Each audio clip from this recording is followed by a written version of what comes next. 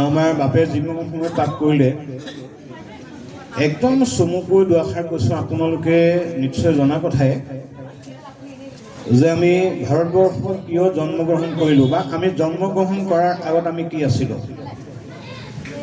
আমি জন্মগ্ৰহণ কৰাৰ আগত প্ৰত্যেকটো জীৱই দেৱ অংশে জন্ম হৈছিলোঁ, মানে দেৱতাৰ অংশৰূপে আমি জীৱ আছিলোঁ।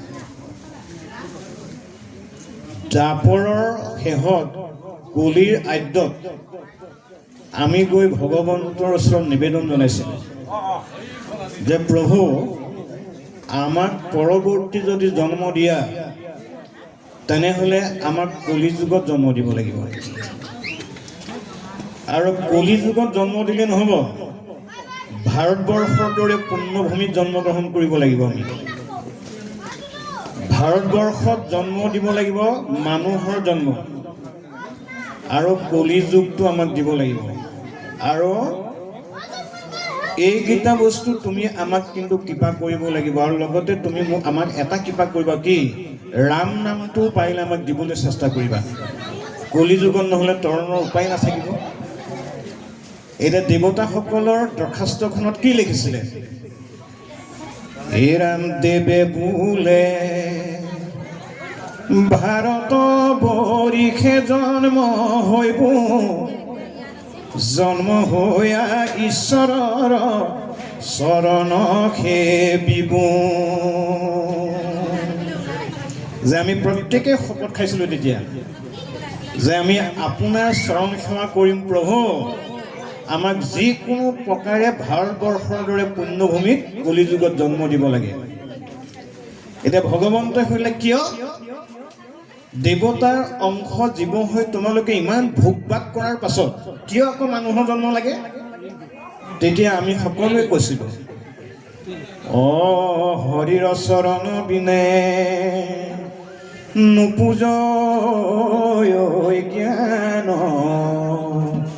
এতেকে মনুষ্য জন্ম দেৱতো প্ৰধান।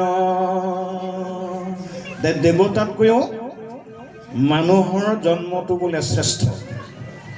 আৰু মানুহৰ জীৱটো শ্ৰেষ্ঠ তেতিয়াহে হ'ব, ঈশ্বৰ সেৱা কৰিলে নহ'ব, কিন্তু হৰিৰ সেৱাৰ হৰি সেৱা কৰিবই লাগিব। যেনেকৈ আজি গৃহস্থই ঈশ্বৰ সেৱাৰ লগতে হৰি সেৱা কৰিছে। হৰি মানে কি? সমস্ত ভূততে ব্যাপী আছো মই হৰি। আজি কাৰোবাক ঠাণ্ডা পানী লাগিছে যে আনি দিছে, কাৰোবাক গৰম পানী লাগিলে আপত্তি নকৰে। অহা কাইলৈ আহিলে হয়তো ক'ব এই গৰম পানী নাই খাই দিয়ক, কিন্তু আজি নকৰে। আজি হৰি সেৱা কৰিছে। সমস্ত ভূততে ব্যাপী আছো মই হৰি। সবাকো মানিবা তুমি বিষ্ণু বুদ্ধি কৰি। আজি কোনোবা কুকুৰ এটাও যদি আহে, আজি বেয়া ব্যৱহাৰ নকৰে, কিয়?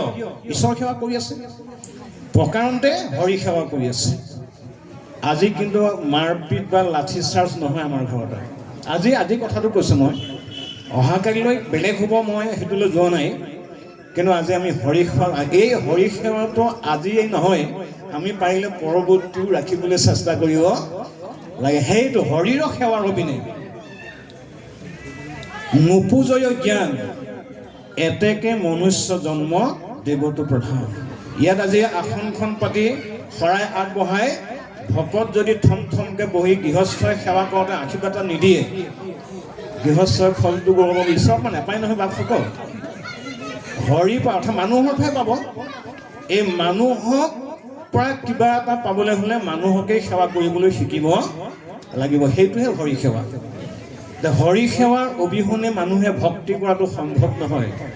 গতিকে ভকত সেৱা ঈশ্বৰ সেৱাৰ মাজত সেই তেতিয়াহে পাৰ্থক্য নাথাকিব। সেইটোকে পাবৰ কাৰণে আমি কলি যুগত আহিব লগা হৈছিল। আহিব লগা হোৱাৰ পাছত এতিয়া আমি তাৰ কাৰ্যকৰী কৰিবলৈ চেষ্টা কৰিব লাগিবই। চেষ্টাটো কোনো আনে কৰিব নালাগে, নিজে নিজে কৰিব লাগিব। এয়া হ'ল আজি ভাগৱতে ইমানকণ সময়লৈকে কোৱা ইহে পৰমাৰ্থ তত্ত্ব চাৰিও বেদৰ, সমস্ত দেৱৰ ৰাজা কৃষ্ণহে ঈশ্বৰ। এতিয়া আমি কোৱা কথাখিনি আমি নাই কোৱা, এই চাৰি বেদৰ এয়া হ'ল তত্ত্ব। চাৰিও বেদৰ চাৰিটা অক্ষয় যেনেকৈ মহাপুৰুষ মাধৱদেৱে আনি দেখালে, আজি মহাপুৰুষসকলেও দেখাইছে এই চাৰিখন বেদৰে তত্ত্ব ইয়াত আৰু মোৰ আমাৰ বা নিজা কথা ইয়াত নাই এই চাৰিখন বেদৰ অৰ্থটো আমি তোমালোকক দেখালো সেইকাৰণে হে জীৱশ্ৰেষ্ঠ মানৱ তোমালোকে নিজে ধৰ্ম কৰিছো বুলি নাভাবিবা ধৰ্ম হৈছে নে নাই দেখা সকলেহে তোমাক স্বীকৃতি প্ৰদান কৰিব গতিকে নিজে কৰ্ম কৰি নিজে ধৰ্ম কৰিছো বুলি ভাবিব নালাগিব এয়া হ'ল ভাগৱতে দিয়া তত্ত্ব সমস্ত ধৰ্মৰে ৰাজা মাধৱৰ নাম জানি নিৰন্তৰে নৰে বোলা ৰাম ৰাম এয়া হৈছে ভাগৱত দৰ্শন গতিকে সেই কথাবিলাক আমি যিমান পাৰোঁ কোনোবাই পালন কৰে নকৰে পাছৰ কথা আমি নিজে পালন কৰিবলৈ চেষ্টা কৰোঁ লাভ কি হ'ব কেৱলে ভকতি পুৰুষোত্তমে আপুনি কৰা ভকতি কোনেও চুৰ কৰি নিব নোৱাৰে আপুনি ফল নিশ্চিতভাৱে পাবই এখন ঘৰে নাপালেও আপুনি নিশ্চয় লাভ কৰিব পাৰিব ইয়াৰ পাছত লিখিছে কৃষ্ণ